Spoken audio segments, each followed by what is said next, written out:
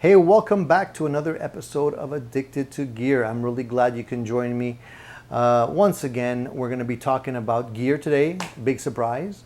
Now, the topic we're going to be discussing today is a little bit delicate. I know that if I don't treat this very delicately, it could become a heated battle between two different camps because we're talking about tube technology regarding amplifiers and solid state technology. Yes, I know a lot of you will automatically cringe when I talk about solid state technology for amplifiers, and that doesn't surprise me one bit. That's why I want to open up the video by saying let's keep this mature, let's keep this adult, and let cool heads prevail and not get into heated battles as to which one is better or worse. I just want to have an open discussion. And the discussion basically came about because I recently, after about, I'd say 20 years of playing guitar, I recently returned and purchased a solid state amplifier. And you know what? It kind of caught me off guard. I didn't really set out to buy a solid state amplifier at all.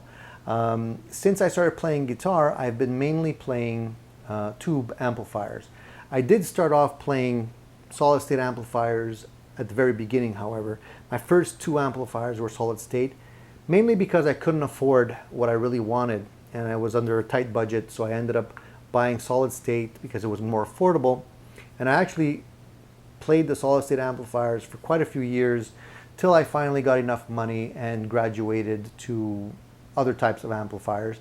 And I've been buying and selling amplifiers ever since. Now, I didn't really expect to be on the market for a solid state amplifier because I do have other amplifiers at my disposal at the moment. But this came about because I was jamming with some friends and they all had two transistor solid state amplifiers because we were basically jamming in a makeshift location, and it was not like a professional jam. It was just for fun, and we wanted to have some amplifiers and guitars at our disposal so that we can jam for an hour here and there together. And I didn't want to bring my tube amplifiers and leave them there because I don't want them to get banged up and broken and stolen or whatever. So I figured, you know what, I'm gonna try to find something that's not very expensive that I can get a decent sound out of, and see if I can buy something used and bring it, and that'll be my amplifier that I'll throw in the mix. So I ended up looking on the used market and I found a decent transistor or solid state amplifier used, and it was under 200 bucks. So after reviewing some videos and whatnot and reading a little bit about it, I figured it was a good investment. I'd probably be able to sell it for the same amount I purchased it for. And it did have all the requirements that I needed. It wasn't extremely heavy. It had two channels, clean and dirty, had an actual reverb tank, and it wasn't a digital reverb, and it had an effects loop. So it seemed to fit the bill quite nicely. And I knew, look, for let's say under $200, I wasn't expecting the moon and the stars. But I did want to have something that did give me a decent sound. So I don't want to mention the brand of the amplifier because I want that to be a surprise. There's going to be another video coming your way where I'm going to be reviewing the amplifier specifically. But I don't want this video to be about that amplifier. I just want it to be about the solid state technology, because I ended up bringing the amplifier home and playing it into my Telecaster, and I actually was quite impressed by what I was hearing stock. I hadn't played one before. I just listened to some videos, and we all know how iffy it is to actually hear all the nuances on a video. So I was a little bit reluctant to go by what I was hearing. But I brought it home and I played it, and it sounded quite good. I was actually pretty surprised at how good it sounded, and I figured it would fit the bill perfectly for what I needed. And so that made me think about creating this video today, because I know that if I talk to some of my cork sniffer friends that are into very expensive amplifiers, they're going to laugh at me. They're going to say, why are you spending your money on a transistor amplifier when you have a beautiful Friedman amp and some Fender amps and whatnot at your disposal? And you know, if you're talking about tone, I tend to agree. I do enjoy playing tube amplifiers best. Okay, I'm not saying that I don't like tube amplifiers. I definitely do. I mean, there's nothing that will beat, for me anyway, the sound of a tube that's cooking, and the harmonic distortion and the natural compression that's happening when you're cranking up a tube amplifier. It just sounds great, and I don't deny that in any way. But at the same time, you know, shunning other technology because it doesn't sound exactly like a tube is a little bit silly, because there's a time and a place for everything. And I think for what I need, the transistor technology, solid state technology works perfectly well. So why is there such a dilemma? And why do people shun transistor technology so badly? I mean, why are we even comparing the two? They're two different things, really. I mean, the transistors will never sound like tubes, and tubes will probably never sound like transistor unless you have a really crappy tube amplifier. But I mean, for somebody that's on a tight budget, it works perfectly well.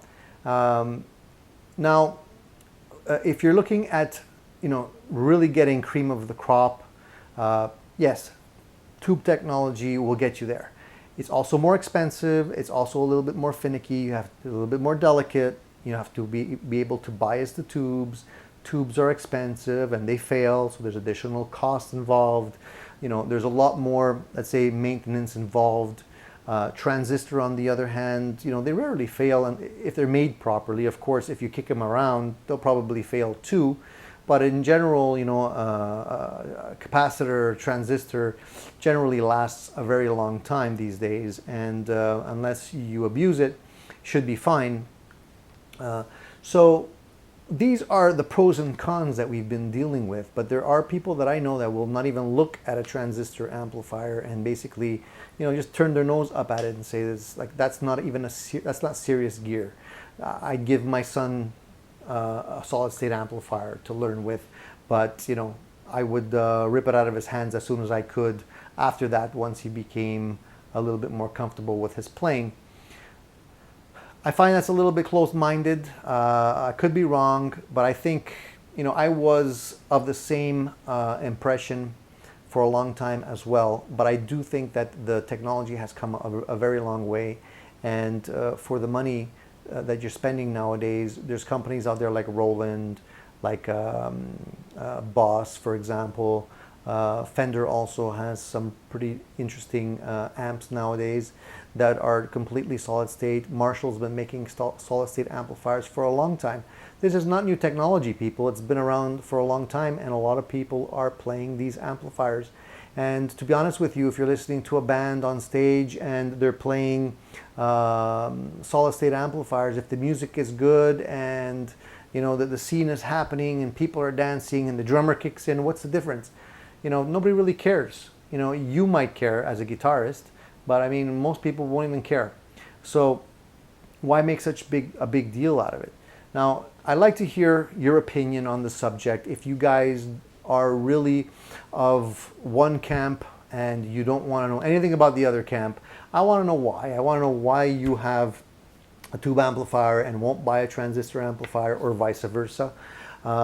Or on the other hand, if you're like me and you embrace all the technology and you like to have both, you know, I want to hear from you as well, because I think that today we have a lot of options at our disposal, and it's kind of ridiculous to refuse another tool in your toolbox if it's available to you.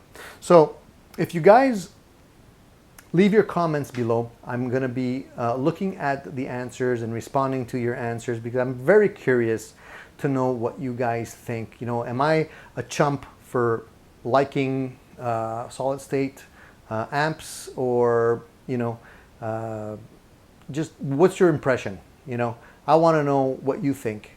So leave your comments below.